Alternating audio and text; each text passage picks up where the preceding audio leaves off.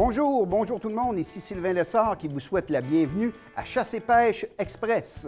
Aujourd'hui, ma destination le cœur de la région de Lanaudière, à la pourvoirie Saint-Zénon, là où la qualité d'hébergement dépasse nos frontières. Belle excursion de pêche en perspective. Parlant de pêche, plus tard à l'émission, je dévoile mes trucs pour bien fileter vos poissons.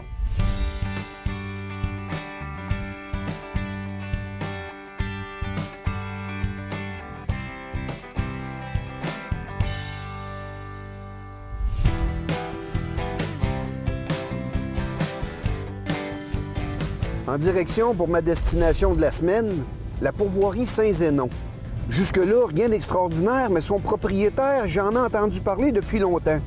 Monsieur Richard Enfield, parce que c'est lui qui représente et qui chapeaute l'association des pourvoiries de Lanaudière. Quelqu'un de très influent dans le milieu, mais également quelqu'un doté d'une très grande vision de ce que c'est que la pourvoirie moderne du Québec.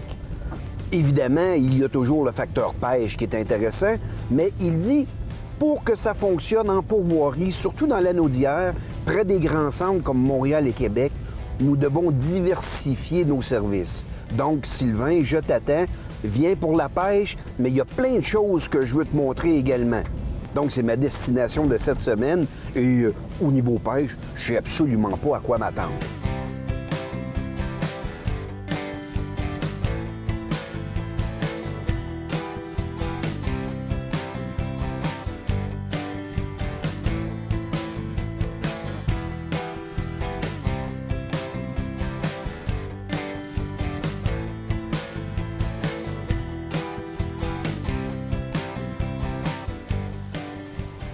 Quel bâtiment, hein? Monsieur Enfield! Hey, salut Sylvain, ça va bien? Salut Richard, ça va bien, Bienvenue merci. à Pourvoirie Saint-Denis. Content de te rencontrer. Long Content time de te no see. Oui, parce que je dois t'avouer que j'ai entendu parler beaucoup de toi. Pas parce que tu es propriétaire d'une pourvoirie un peu unique, là, de par la beauté des lieux, mais tu aimes t'impliquer dans cette industrie-là. Ah, définitivement, c'est notre passion. Bien, plusieurs pourvoyeurs dans la région, on se connaît bien, on s'entend bien, puis c'est une passion en pourvoirie, c'est un mode de vie. On vit ici à cette heure à l'année depuis 15 ans. Fait que, ça fait 25 ans que je suis à la pourvoirie, là, mais Wow. ici, les nouveaux locaux, ça fait 1 an et demi, mais ça fait 15 ans qu'on est en permanence ici. C'est prometteur, ta pêche? Ah, définitivement. Même si c'était un peu facile par les périodes que toi, oui. Rendu à la fin septembre, nous autres, naturellement, la truite, à part partout dans le lac, pratiquement, là, à l'exception de l'arc-en-ciel qui reste ses bords, elle remonte au quai, on dirait que c'est une frayère naturelle, là, puis elle est vraiment active. Dis-moi, présente-moi un peu ta pourvoirie, Richard. Beaucoup de capacité d'hébergement, plusieurs lacs, comment ça fonctionne? Bon, on a une capacité d'à peu près 125 personnes complètes sur le site. C'est surtout en plan européen. OK. On n'a pas encore le plan américain. Je doute qu'on l'ait un jour. On a 15 chalets, 11 km². L'accessibilité aux chalets, c'est notre point fort, là. OK. Les chemins sont entretenus adéquatement. Tu m'as parlé de l'arc-en-ciel dans ton grand lac avec de la mouchetée. C'est-tu partout pareil? Oui, c'est ensemencé selon l'achalandage de chaque lac. OK. Et puis, je vous dirais qu'à cette période-ci, l'arc-en-ciel est plus ses bords. Mais faut pas focuser ces gros poissons seulement. Là. On n'a pas que ça. Là. Ben non, ben non. Le lieu, la faune qu'il y a autour, les chalets, c'est un tout, il faut regarder. Quand on analyse une pourvoirie, c'est beau la pêche, là, mais moi, personnellement, j'aime bien qu'est-ce qu'il y a autour. C'est-à-dire la faune qui est là, si on est capable encore voir des canards, Ben etc. oui. Ben justement, en arrivant, j'ai vu s'envoler un grand héron qui était justement au bout du quai. J'ai vu quelques harles qui étaient là aussi. Donc, j'ai dit ça là, avec un voilier de bernache qui nous passe au-dessus de la tête. J'ai dit, hey, regardons ça, c'est le paradis d'automne. C'est le paradis d'automne, certain, c'est bon. Hey, parce que tu as des beaux aménagements. Hein? Je vois que tu as un petit gazebo, que tu as des tables à pique-nique, que tu as un endroit pour éviscérer ton poisson. Tu as pensé à tous les détails, finalement. Bien, après 25 ans d'opération, il faut penser à tous les détails. J'imagine. Dans notre région, la capacité qu'on a de recevoir les gens, c'est qu'on est près de Montréal et puis on a beaucoup d'accessibilité. Fait que les gens viennent ici pour une journée, une fin de semaine, une semaine, mais je vous dirais que la pêche à la journée chez nous, c'est un point bien fort, puis qui est bien apprécié de nos clients. On leur offre même une carte fidélité. Oui, hein, la bonne idée. Après 4 fois, la 5e est gratuite. Comme ça, je te Des fois, si t'as pas fait ta limite ou on focus beaucoup ses limites, mais je vous dirais qu'il faudrait peut-être regarder un peu qu'est-ce qui se passe autour. Malgré que je lisais justement que tu ne garantis pas finalement les gros poissons ni le quota parce que justement tu mets l'emphase sur les autres attraits de la pourvoirie. Puis moi, je t'encourage là-dedans. C'est trop québécois, ça, le fameux quota. Faut prendre le temps de vivre un peu puis apprécier ce que l'on fait. Mais c'est un tout, la pêche. La pourvoirie, en tout cas, dans mon cas, c'est une passion. Et puis, c'est le fun. Énormément. C'est pour ça que j'avais hâte de te rencontrer pour communiquer cette passion-là, parce que plusieurs personnes ne se doutent pas finalement de qu'est-ce qu'il y a comme travail et comme passion derrière ce travail-là en pourvoirie. Mais là, on jase, mais moi, ça me tente d'aller pêcher. On n'a rien qu'à y aller, mon ami. Ben, on va y aller certain, merci. Je vais te garantir de quoi de spécial aujourd'hui. Ah oui, hein?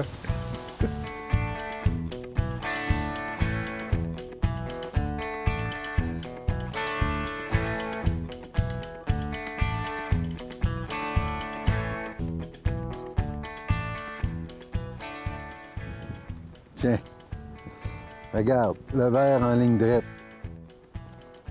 Très important.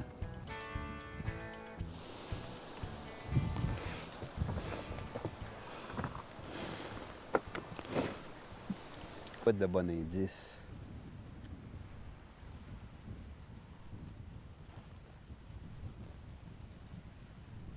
Ah, ben là, m'a lâché, moi. Et voilà.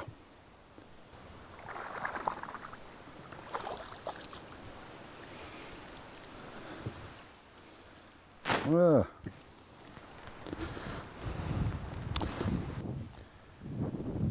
Une belle mouchetée, la pourvoirie Saint-Denis.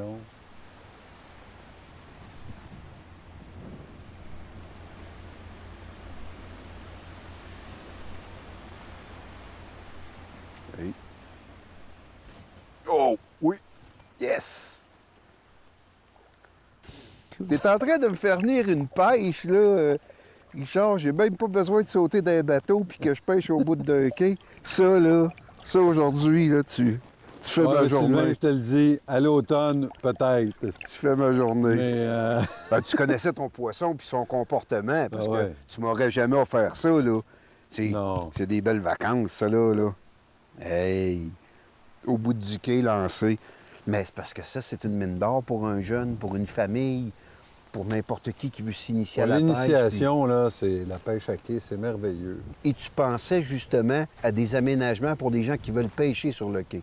Exactement. C'est bon, ça. On élargit les quais à 8 pieds de large, là. C'est 2 pieds, 3 pieds de plus que ça. Ça va être approprié. Bonne idée.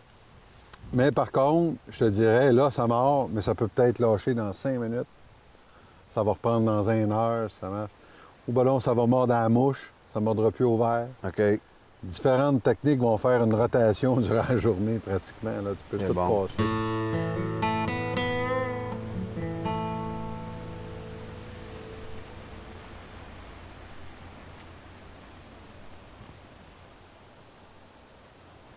Et voilà. Oh, ça, c'est une belle.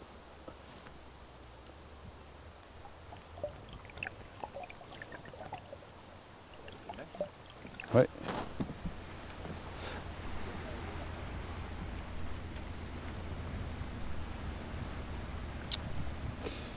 Les pêches d'automne nous ramènent des belles prises. Tout à fait. Oh! L'attaque! Foudroyante! Hey! Regarde la canne, comment est-ce que ça travaille. Ça, c'est différent quand tu pêches à la petite cuillère tournante, là. L'attaque est soudaine, hein? C'est pas des petits coups de tête, là. C'est vraiment... Oh! Check encore la belle truite, toi. Hey, c'est pas rien, ça, Richard. C'est pas une 6 pouces, ça, là. Regarde-moi ça! Hey, c'est ma plus grosse, ça. Wow! Il est absolument parfait. Les nageoires bien développées. Véritablement, la belle représentation d'un homme de fontaine. Et puis, tout un combat, hein? Mais j'en reviens pas, j'ai 2 pieds au sec, puis je prends du poisson de qualité comme ça.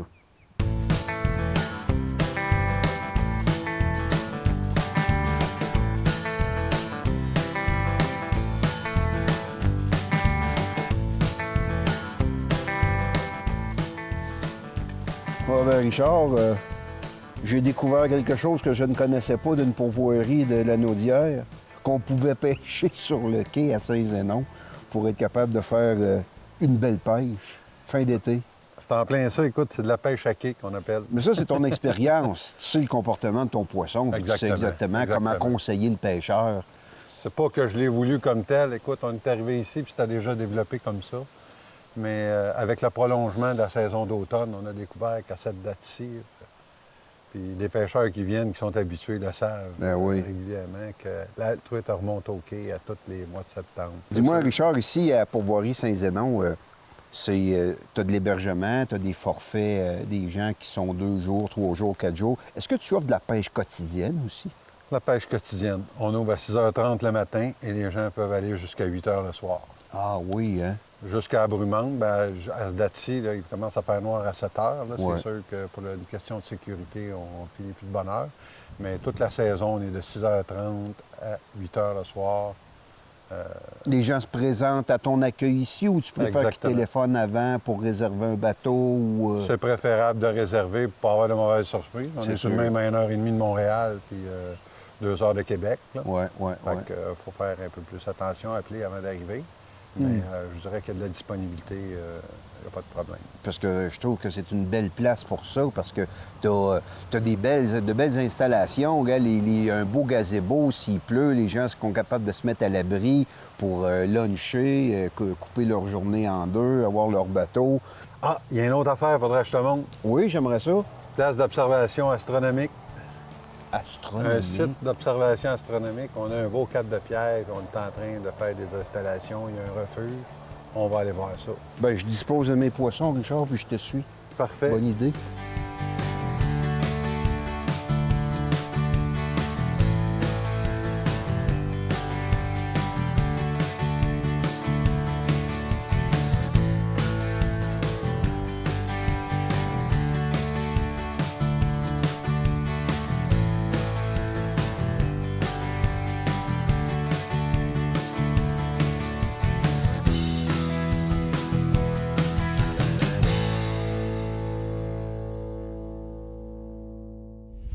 Vous venez de capturer un beau poisson, mais ne savez pas trop comment bien l'apprêter pour le cuisiner.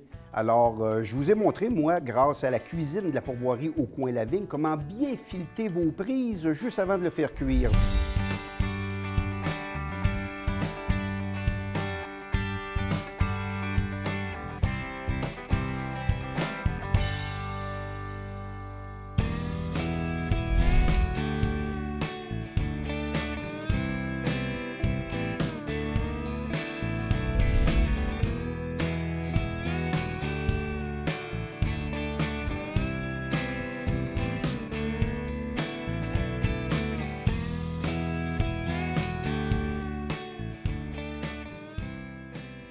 Vous savez, j'aime beaucoup la pêche, mais j'aime également le poisson. J'aime manger ce que j'attrape, ce que je capture. Bon, quelquefois, on pêche la petite truite mouchetée, donc on va faire cuire nos petits poissons, soit en papillote, soit directement dans le poêlon. C'est toujours des truites entre 9 et 12 pouces, donc on les mange entières. Cependant, ce matin, par exemple, au coin la vigne, j'ai fait une magnifique pêche à la truite arc-en-ciel. Quelquefois, quand notre truite arc-en-ciel ou notre grosse mouchetée sont de belle taille, j'ai toujours rêvé, moi, comme je vais à l'épicerie, me prendre un beau filet de truite saumonée. Mais là, voilà que les filets de truite saumonée sont 10, 12 piastres, puis ils sont rendus quand même assez dispendieux. Donc, pourquoi je ne prendrais pas l'occasion de faire un beau filet face à ma grosse truite arc-en-ciel? Bon, je ne suis pas un expert fileteur, mais il y a quelques petits trucs de base quand même que je veux vous montrer pour qu'on puisse récupérer le plus de viande possible. Ah, j'entends déjà dire certains pêcheurs à la maison, « Ah, moi, je fais pas de filet, il y a trop de pertes. » Effectivement, il y a un petit peu de perte en tant que telle, contrairement à la faire cuire en entier, mais on est capable de minimiser cette perte-là justement par quelques bons coups de couteau. Donc, j'ai une belle truite arc-en-ciel qui fait osciller la balance à près de 3 livres. Petite notion d'anatomie en partant pour être sûr qu'on coupe les bonnes structures, pour ne pas parler un peu à travers notre chapeau. Donc, évidemment, il y a la tête du poisson avec une partie mobile qui couvre les branchies qu'on appelle l'opercule. Certaines personnes au Québec appellent ça les ouïes en tant que telles. Et là, il y a toute une série de nageoires que je vais nommer pour qu'on puisse avoir des points de repère lors de l'incision avec mon couteau. On a évidemment la nageoire pectorale qui est sur le côté de la tête, qui me sert ici de gabarit pour ma première incision. On a la nageoire pelvienne que je devrais, avec la pointe de mon couteau, passer juste au-dessus de la nageoire pelvienne. La nageoire anale, qui est simple ici près de l'anus, ne nous concerne peu. Mon coup de couteau devra aller jusqu'à la queue, ce qu'on appelle la nageoire caudale. Et lorsque je reviens sur le dos, il y a toujours la petite nageoire adipeuse, qui est un trait caractéristique surtout des salmonidés. La nageoire dorsale, pour lesquelles mon couteau va passer juste au-dessus pour avoir le maximum de chair possible. Donc ici, j'ai nommé les nageoires pour me donner un point de repère. La première incision que je vais faire, bon, premièrement, mon poisson, il est visqueux. Je prends une bonne place de travail propre et je vais prendre un papier absorbant pour enlever le mucus qu'il y a sur la peau du poisson le plus possible. Il va être ainsi plus facile à manipuler.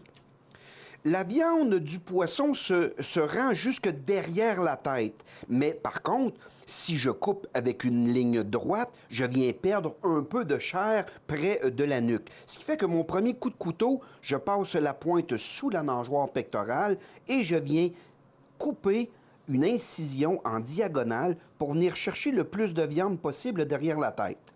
Je ne coupe pas trop profondément au niveau du ventre du poisson parce que la peau du ventre ici devra être laissée de côté, étant celle-ci responsable surtout de l'accumulation de certaines toxines. Donc ici, c'est la chair du dos et du flanc qui m'importe le plus. Donc ici, une fois ma première incision faite, je coupe ma viande jusqu'à la colonne vertébrale centrale du poisson. À ce moment-là, la lame de mon couteau devra faire un 90 degrés pour longer, si on veut, ma colonne vertébrale pour soulever la viande de mon poisson. Et mon trait de couteau va passer justement au-dessus de ma nageoire dorsale. Ici, j'entends les côtes, qu'on appelle les arêtes, se trancher au fur et à mesure que mon couteau progresse le long du flanc du poisson. Ma nageoire pelvienne, comme mentionné, la pointe de mon couteau passe directement au-dessus, donc ma ligne imaginaire se fait très bien. Je passe au-dessus de ma nageoire anale et je me rends jusqu'à la queue et la nageoire caudale. Ici, au niveau du transport, un petit point de règlement, il est primordial et très, je dirais, légal de garder un morceau de peau sur notre filet pour le transport du poisson. Il est interdit de transporter un filet sans sa peau. Alors, voici mon premier morceau de filet que je ferai quelques opérations ultérieurement pour finaliser mon travail. La problématique où il y a beaucoup de pertes, c'est au niveau du deuxième filet, lorsque je vire mon poisson de côté. Parce qu'ici, j'ai mis la tête vers la gauche pour que le dos soit de mon côté, parce que vu que je suis droitier, ça va très bien pour enlever la chair de mon poisson. Cependant, lorsque je vire mon poisson de côté, de l'autre bord, bien là, c'est le ventre du poisson qui est vers moi, ce qui est un petit peu difficile pour un droitier. Donc, je vais mettre la tête de mon poisson vers la gauche, mais à ce moment-là, mon couteau va mal travailler un peu en sens inverse. Voici le truc que je vous donne. Il n'y a aucun inconvénient de commencer par la queue. Donc, je lui fais une incision près de la nageoire caudale et, avec mes doigts en maintenant bien le poisson en place par la queue, avec mon couteau, je fais exactement le même exercice inverse que ma première incision. Mon couteau va passer par-dessus ma nageoire dorsale, évidemment. La pointe de mon couteau va passer par-dessus ma nageoire pelvienne. Et si jamais je dois récolter un peu de ventre avec mon incision, je réparerai le tout une fois mon opération terminée. Ce petit truc en partant de la queue fait en sorte que lorsque je vais arriver à la tête, je fais toujours mon incision en diagonale comme j'ai commencé du côté précédent. Et à ce moment-là, lorsque j'arrive avec mon trait de couteau final, je suis en mesure de récolter mon deuxième filet sans avoir aucune ou presque pas de perte. Ce qui va rester de mon poisson, c'est la viande du ventre que je m'empresse ici de tailler juste au-dessus des nageoires que j'avais préalablement identifiées. Alors, la tête de mon poisson et ses viscères, parce que je n'ai même pas éviscéré mon poisson, il ne reste pratiquement rien. Un peu de filament de viande au niveau de la nageoire dorsale, mais elle était pleine d'os ou d'arêtes de toute façon. Je mets ça de côté. J'essuie un peu ma table de travail pour finaliser mes deux filets. Lorsque je reprends le filet, vous avez entendu les arêtes que j'ai sectionnées lors de ma première incision. Eh bien, ces arêtes-là viennent tapisser un peu le ventre du poisson.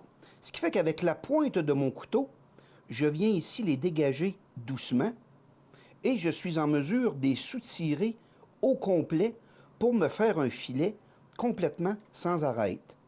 Donc, délicatement, avec la pointe de mon couteau, je longe les côtes, finalement, de la cage thoracique de mon poisson.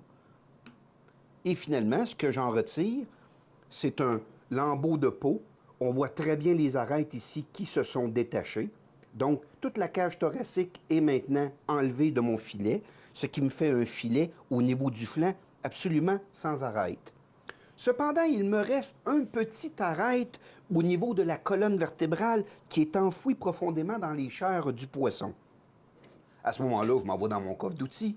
Je prends une vulgaire paire de pinces, appelée communément des longues noses, donc une pince à bout pointu. Et avec mon doigt, lorsque je sens la tête d'une arête, je prends ma paire de pinces et en tirant d'un petit coup sec, je suis en mesure de la retirer de ma chair.